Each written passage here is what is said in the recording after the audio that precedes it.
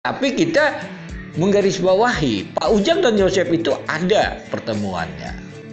Kalau kita mengambil misalnya CCTV jam 6.55 menuju TKP, bertemu Pak Ujang, lalu 7.30 Yosef melaporkan ke kantor Polsek, berarti pertemuan Yosef dengan Pak Ujang singkat. Sahabat-sahabat Aka, ini kan pemahamannya gitu. Jadi kapan Yosef datang, ya datangnya lihat saja di CCTV itu gitu.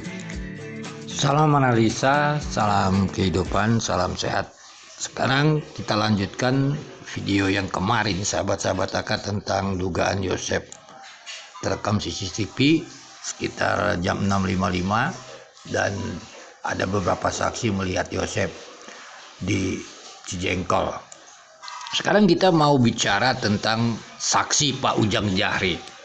Nah ini sahabat-sahabat Aka, tentunya di awal-awal, makanya Aka bilang video Aka terdahulu, Yosef ini sangat wajar di framing.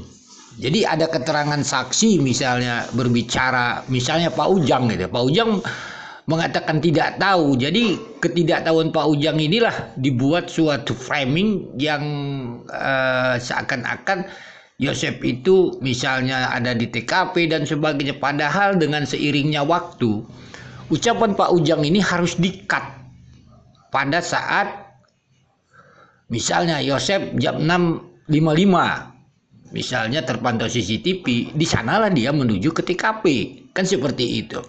Begitu juga harus di-cut cerita Pak Ujang ini misalnya jam 6 misalnya jam 7.30 katanya masuk ke TKP setelah Pak Yosef datang bersama-sama melihat cerita dongeng Pak Ujang itu harus di-cut. Sebab apa? Sebab sekarang sekitar 7.30 itu fakta BAP.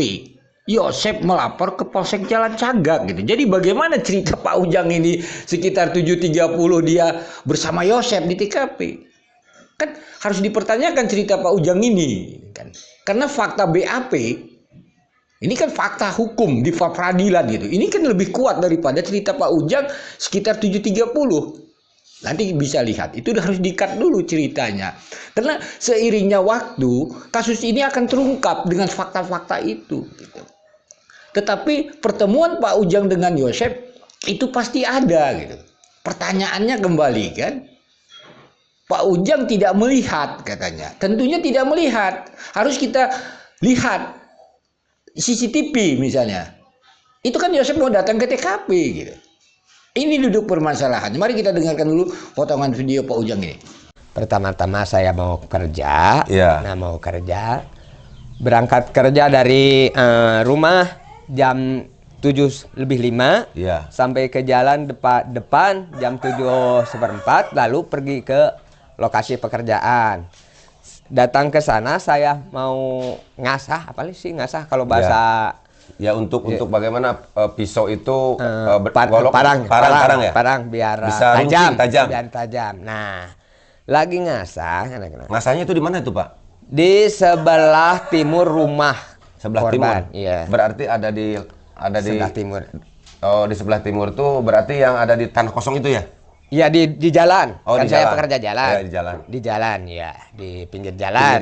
Pinggir jalan. Tiba-tiba Pak Yosef datang dari belakang. Iya. Nggak tahu dari mana datangnya. Iya. Dan kapan datangnya ya tahu-tahu udah di belakang aja. Iya. Dia bilang, Pak Ujang, tolong lihat rumah saya berantakan. Iya. Pak Yosef lari. Ya saya otomatis ngikutin. Iya. Itu jam berapa kira-kira, Pak? 7:30. Oh, 7:30. Bahwa terhadap permasalahan pertama dipertimbangkan sebagai berikut.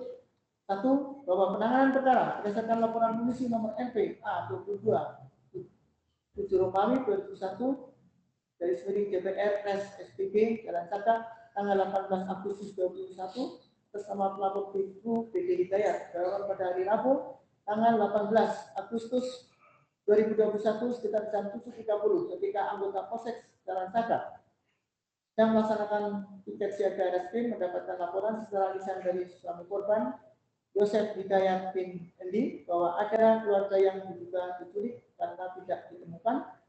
Sahabat-sahabat Aka, jadi apa dari yang mau kita analisa dari keterangan Pak Ujang Jahri setelah kita tahu bahwa dakwaan Pak Yosef dari keterangan Danu bersama Pak Yosef. Kan seperti itu.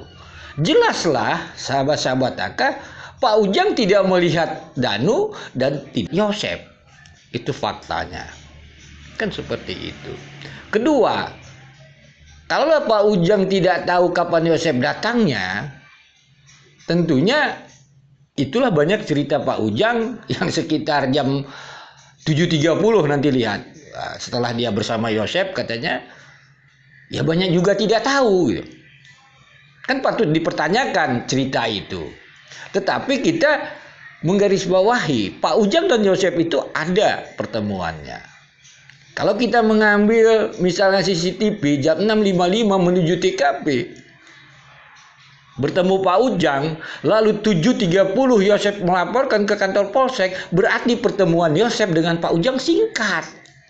Sahabat-sahabat AK, ini kan pemahamannya gitu. Jadi kapan Yosef datang, ya datangnya lihat saja di CCTV itu gitu. Karena pada saat wawancara Pak Ujang ini, ya kan gitu kan, di awal-awal belum ada itu CCTV, kan belum ada itu yang namanya laporan Yosef 7.30, banyak membantah itu semua gitu. Jadi sangat mudah memframing Yosef, tapi sekarang nggak bisa lagi, sudah di-cut. Bahwa memang misalnya ada CCTV melihat Yosef mau ke TKP, bahwa Yosef 7.30 melaporkan ke Polsek. Jadi cerita Pak Ujang ini atau orang-orang yang memframing Yosef harus di-cut dengan cerita CCTV menuju ke TKP dan laporan Yosef 7.30 di Polsek. Jadi kan sebenarnya terang benerang sahabat-sahabat AK dari cerita Pak Ujang ini. Nah, ini sahabat-sahabat AK. Aku ucapkan terima kasih, salam sehat, salam kehidupan. Mohon maaf bila ada kata-kata yang salah.